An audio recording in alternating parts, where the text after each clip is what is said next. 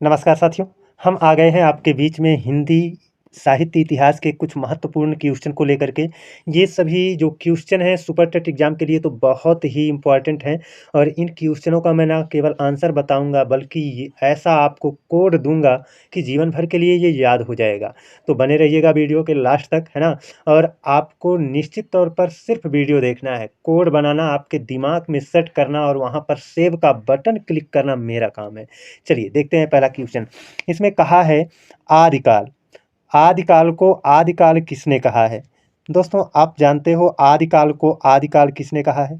अगर आप भूलते हो तो आज मैं आप लोगों को ऐसा ज़बरदस्त तरीका बताऊँगा जिससे आपको हमेशा के लिए ये याद हो जाएगा, है ना?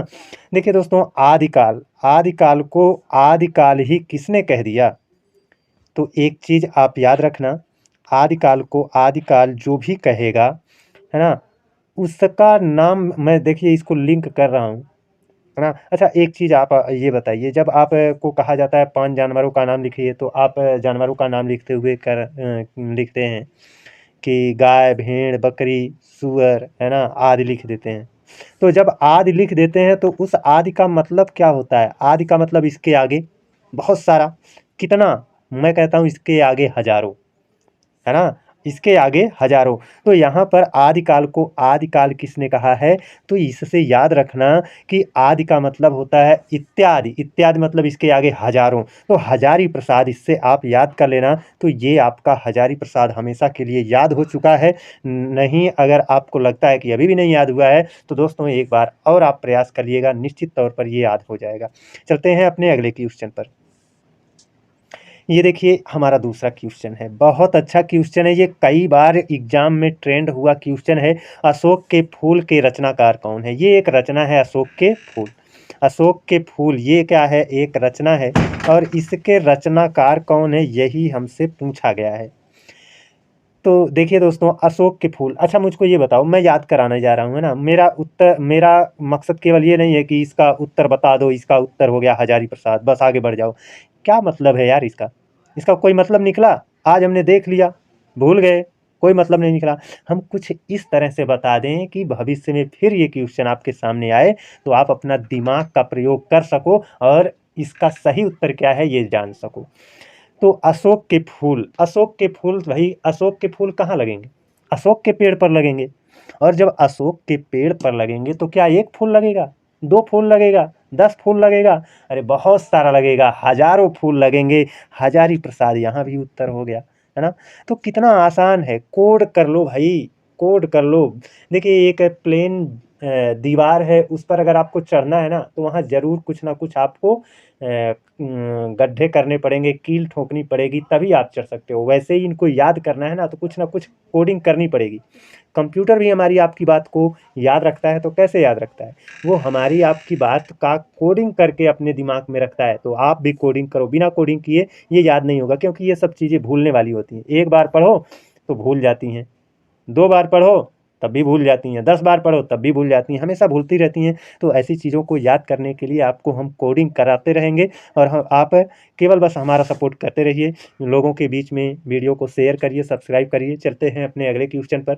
अब देखिए कह रहा है, एक भारतीय आत्मा, एक भारतीय आत्मा किसे कहा जाता है? भैया एक भारतीय आत्मा, अच्छा एक चीज़ बताओ, यहाँ पर मैं आपको याद कराने के लिए ही सब कुछ कर रहा हूँ, है ना? आत्मा, ये जो आत्मा वर्ड आपको मिल रहा है ना, तो आप तो जानते हो भोजन जो आप करते हो उनमें जो दूध, दही, मक्खन ये सब होता है ना, यही हमारे लिए बहुत संतुलित आहार होता है, सबसे संतुलित आहार होता है। तो हम ये कह सकते हैं कि इसमें हमारी आत्मा बसती है और खाने में भी बहुत स्वादिष्ट होता है, तो आत्मा तो बसेगी ही, है ना? तो जब एक भारतीय आत्मा की बात करें तो याद रखना भोजन में, भोजन की आत्मा किसको मानेंगे? माखनलाल चतुर्वेदी, माखन को मानेंगे या मक्खन को मांगेंगे, इससे हम अपना उत्तर पा जाएँगे माखनलाल चतुर्वेदी।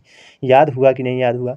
याद हो जाएगा, निश्चित तौर पर याद हुआ होगा, हमको तो ऐसा लगता ही नहीं है कि आप लोगों को नहीं याद हुआ होगा, क्योंकि मैं इन चीज़ों को कोडिंग करके अपने दिमाग में सेट किया हूँ, आपको भी बता रहा हूँ, है ना? ऐसे लेकर के मर जाऊँगा कोई फ़ायदा होगा नहीं, तो आप लोगों के बीच में शेयर करके बड़ी खुशी मिलती है। चलते हैं अपने अगले क्वेश्चन की ओर। ये देखिए चौथा क्वेश्चन है, कह रहा है चाँद का मुँह टेढ़ा के रचयिता कौन है ना? दोस्तों अब मैं वही कह रहा हूँ ना कि आज याद कर लो जीवन भर के लिए याद रहेगा। आज देख लो, जीवन भर के लिए याद रहेगा। चाँद का मुँह टेढ़ा, अच्छा ये टेढ़ा शब्द आया है, इसी से मैं रिलेट करूँगा। मुँह टेढ़ा, है ना? चाँद का मुँह टेढ़ा। अच्छा बताओ मुँह टेढ़ा किसका होता है? हैं? मुँह टेढ़ा आपने हाथी को देखा है जिसको गज बोलते हैं, गज, गजराज, है ना? गज बोलते हैं। तो टेढ़ा-मेढ़ा उसका जो सूँड़ होता है वो भई अपने सूँड़ को चलाता है तो टेढ़ा-मेढ़ा हो जाता है। तो उसी से याद करिए, उसी से रिलेट करके अपने दिमाग में सेट करके रखिएगा। गजानन माधव मुक्तिबोध, गजानन माधव मुक्तिबोध यही इसके रचनाकार हैं, चाँद का मुँह टेढ़ा। याद हो गया होगा, निश्चित तौर पर याद हो गया होगा। दोस्तों आप लोगों से एक निवेदन मेरा है कि आप लोग वीडियो को शेयर करिए ताकि मैं अपना भरपूर टाइम इस यूट्यूब पर दे सकूँ आपके बीच में लंबे-लंबे, बड़े-बड़े वीडियो और थोड़ा और मेहनत करके आप लोगों को बेहतर कंटेंट दे सकूँ, इसके लिए आपको मेरा सपोर्ट करना पड़ेगा। अदरवाइज़ आप तो जानते हो जीने-खाने के लिए इंसान को कहीं न कहीं व्यस्त रहना पड़ता है। जीने-खाने के लिए हमको यहीं से मिलने लगेगा, तो हम निश्चित तौर पर 100% यहीं दे देंगे। और इस तरह से तो मैं अपने जीवन जीने की सामग्री की तलाश में इधर-उधर भटकता रहता हूँ, तो यूट्यूब पर कम टाइम दे पाता हूँ, आपके बीच में कम आ पाता हूँ। तो चलिए आप सपोर्ट मेरा करिए, निश्चित तौर पर मैं आप लोगों के लिए 100% टाइम दूँगा। चलते हैं अपने अगले क्वेश्चन की ओर और अगले क्वेश्चन में क्या बोला है? देखिए 5वां है हिंदी साहित्य में प्रयोगवाद के प्रवर्तक का नाम बताइए। अब दोस्तों केवल हमको ये हिंदी साहित्य में प्रयोगवाद के प्रवर्तक का नाम बताइए, ये आज हमको पढ़ना है, फिर जीवन में कभी नहीं पढ़ना है, ये हमेशा के लिए याद रहेगा। अब हमको क्या कोड पकड़ना है? हमको कोड ये पकड़ना है कि यहाँ प्रयोगवाद है। एक शब्द आया है क्या? प्रयोगवाद, है ना? अच्छा बताइए ये प्रयोग कब किया जाता है? कब कोई व्यक्ति प्रयोग करता है ना? प्रयोग करने का मुख्य उद्देश्य यही होता है अज्ञात चीज़ों को प्राप्त करना। जैसे बल्ब पहले विश्व में जब किसी को नहीं मालूम था, तो कोई एक व्यक्ति था थॉमस एल्वा एडिसन, जिसने प्रयोग करके, है ना, बल्ब का आविष्कार किया। तब पूरा विश्व जान पाया हाँ भाई एक बल्ब होता है, इलेक्ट्रिक से वो जलता है, करंट से वो जलता है ना? तो प्रयोग जब भी किया जाता है तो अज्ञात चीज़ को ज्ञात करने के लिए करते हैं भैया। अज्ञात को ज्ञात करने के लिए यानी अज्ञेय आपका क्या हो जाएगा? उत्तर हो जाएगा। इसका उत्तर क्या होगा? अज्ञेय साहब होंगे। तो दोस्तों यही 5 क्वेश्चन है। मेरे पास टाइम बहुत कम रहता है। मैं आप लोगों के बीच में उपस्थित नहीं हो पाता हूँ। बीच में तो 6 महीने तक मैं आपके बीच में नहीं आया, है ना? एकदम डिमोटिवेट हो गया था। तो कोई बात नहीं है ना? जब सपोर्ट सहयोग नहीं मिल पाता है तो डिमोटिवेशन आ ही जाता है। लेकिन अब आप लोगों का प्यार और सपोर्ट रहेगा तो निश्चित तौर पर हम बहुत बेहतर करने का प्रयास करेंगे, है ना? तो चलिए दोस्तों आज के लिए बस इतना ही। अगले दिन आप लोगों से फिर मिलते हैं एक नए वीडियो में। तब तक के लिए धन्यवाद।